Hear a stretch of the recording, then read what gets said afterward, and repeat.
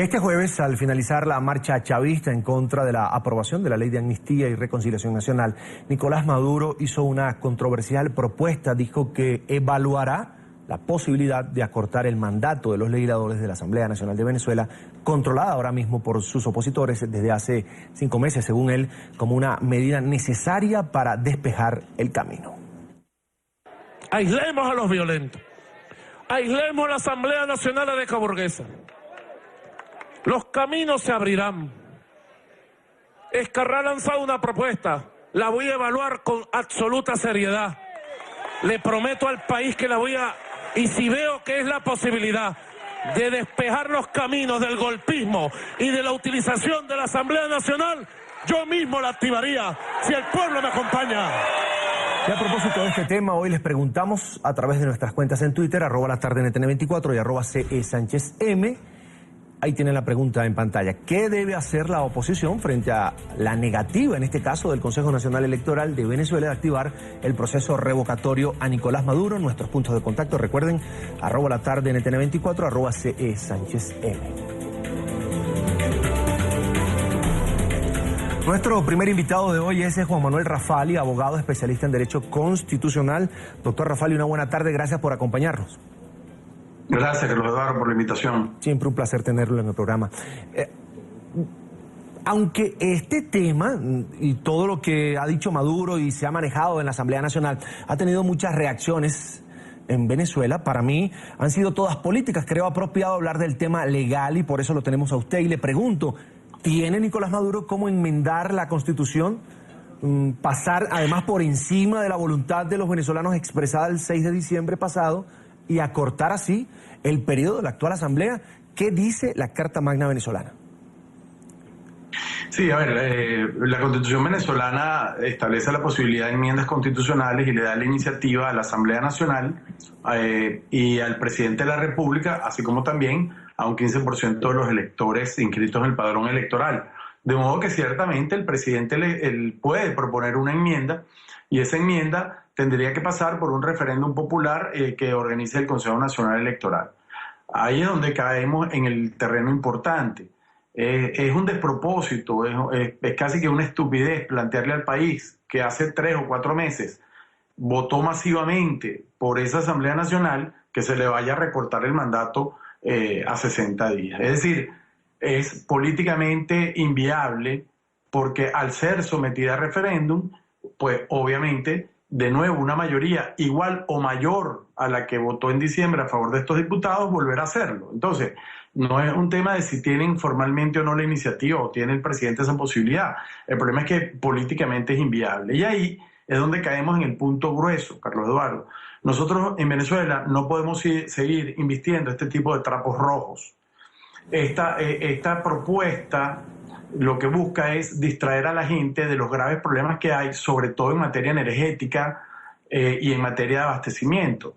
Y por otro lado, lo que puede pretender es contaminar el ambiente electoral para distraer la iniciativa del revocatorio, que es la que está en la calle y por la que está presionando no solo la oposición, sino la ciudadanía, que se está organizando cada vez más para ejercer un derecho que está expresamente previsto en la Constitución y que ya está en condiciones de ser ejercido. Lo que pasa es que tanto la institucionalidad orgánica, es decir, el Consejo Nacional Electoral, el Poder Ejecutivo y la Sala Constitucional, como la normativa que ellos generan, está en función de evitar que el pueblo se exprese. Entonces, Maduro nunca va a llevar ninguna propuesta de elección porque sabe que va a recibir una paliza electoral y eso no es aceptable. Y eso es lo que ha pasado con el resultado del 6 de diciembre, que dicen que lo iban a acatar o que lo reconocían, pero en el fondo lo han desconocido porque el verdadero poder político del país, el más legítimo y el más democrático, es la Asamblea Nacional, que es electa en todos los rincones de Venezuela.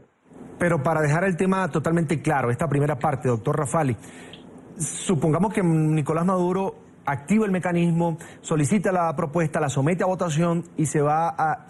Lo que queremos saber es, o al menos muchos venezolanos lo han manifestado así, es si esa ley, esa enmienda llegará a aprobarse, se aplicaría para este periodo que está corriendo en este momento del Poder Legislativo. Mira, yo soy de la opinión que todo tipo de enmienda que recorte mandatos, incluyendo el del presidente de la República, porque también hay una enmienda que se va a sancionar en ese sentido en la Asamblea Nacional, sería aplicable de inmediato. ¿Por qué? Porque la retroactividad, es decir, la aplicación de una ley nueva a una situación anterior, no se aplica sino en términos de leyes. Cuando se trata de un cambio constitucional y además el pueblo soberano decide al respecto, bueno, se aplicará la vigencia temporal que el propio pueblo haya resuelto y haya aceptado. Lo que ocurre es que ellos no van a tener nunca los votos, y si la oposición propone también una enmienda para que se voten conjuntamente el recorte del mandato del presidente y de la Asamblea, el presidente de la República nunca lo va a aceptar. Por eso yo digo que al final estamos arremetiendo contra un trapo rojo, que esto es una lata de humo, una cortina de humo, porque el gobierno está desesperado con la iniciativa de revocatorio y con la situación gravísima que tiene el país enfrente en este momento. De modo que yo esa enmienda, que sería viable desde el punto de vista jurídico formal, no tiene ninguna viabilidad desde el punto de vista político, porque no va a ser votada. Además, ¿qué es lo que le van a proponer al país? Que haya un parlamento de 60 días. Eso no tiene ningún sentido. Es decir, eso equivale a un fraude a la voluntad popular y en consecuencia una violación al artículo 5 de la Constitución, y va a ser además internacionalmente rechazada de la manera más enérgica. Es decir, esto no es sino otra línea que se le agrega a la larga plana que tiene el presidente de la República de agresiones y desconocimientos ante la Asamblea Nacional, que es el poder más democrático porque es el poder que representa al pueblo. De modo que yo verdaderamente creo que eso no va a ningún lado, eso es un globo de ensayo para que el país se vaya detrás de eso, pero en el fondo lo que tiene que hacer Venezuela entera es seguir exigiendo respuestas a los graves problemas que tiene y seguir exigiendo la solución al conflicto que hay planteado, que es precisamente un referéndum revocatorio, porque ya estamos en tiempo de hacerlo y el Consejo Nacional Electoral está obligado a facilitar las consultas populares, no a obstaculizarlas. Pero precisamente, doctor, esta semana, aunque no fue un pronunciamiento oficial del directorio del Consejo Nacional Electoral,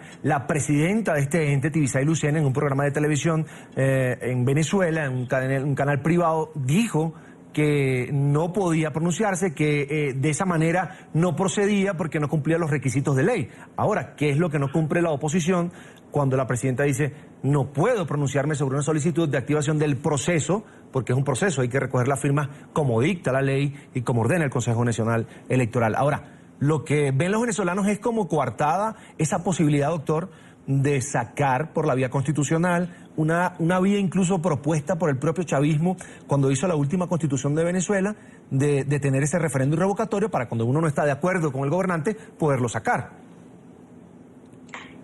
En efecto, cuando la institucionalidad funciona para obstaculizar los deseos de cambio de un pueblo, ¿qué es lo que queda? Que el pueblo se imponga. ¿Y a qué es lo que están incitando con esta actitud? Cuando trancan la vía electoral, que es la vía civilizada, pacífica, constitucional, para que la gente diga qué es lo que quiere. Bueno, lo que quieren es callar al pueblo, quitar al pueblo su deseo de cambio y evitar que el pueblo se exprese en unas elecciones en donde evidentemente el resultado va a ser abrumadoramente en favor de la revocatoria del mandato. Entonces, cuando tú trancas las vías en donde el árbitro electoral pueda facilitar la expresión del pueblo, dejas a un pueblo sin respuesta. Y cuando los pueblos se quedan sin respuesta, ejercen su soberanía de manera directa. Entonces, la actitud del Consejo Nacional Electoral, del Poder Ejecutivo, de la Sala Constitucional, es de retar al pueblo de Venezuela para que en determinado momento se salga de su cauce y aquí venga una situación de presión popular insólita que ya se ha producido en otros momentos y que nadie quiere. Entonces, es una actitud irresponsable.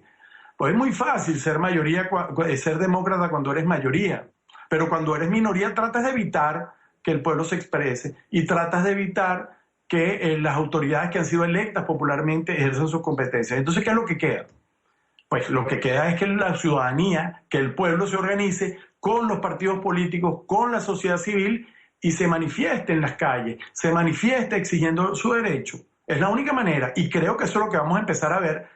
Y aquí se van a confluir dos factores, que es un descontento social enorme por el estado de necesidad que va a estar pasando la gente, con una oposición política que está pidiendo elecciones porque están previstas en la Constitución. Y ese es el choque de trenes que vamos a estar viendo en las próximas semanas y en los próximos meses, y vamos a ver al final si el poder político establecido, es decir, el poder constituido, puede o no doblegar la voluntad del pueblo completo. Yo para mí tengo que eso no va a ser posible y que nos esperan días de muchísima tensión, ojalá y no sea así, y luego al final del camino tendrá que venir un referéndum revocatorio, que por cierto, yo creo que los números de este gobierno en Venezuela están tan mal, que el día que quede convocado el referéndum revocatorio, el presidente va a optar por irse, porque no se va a querer medir.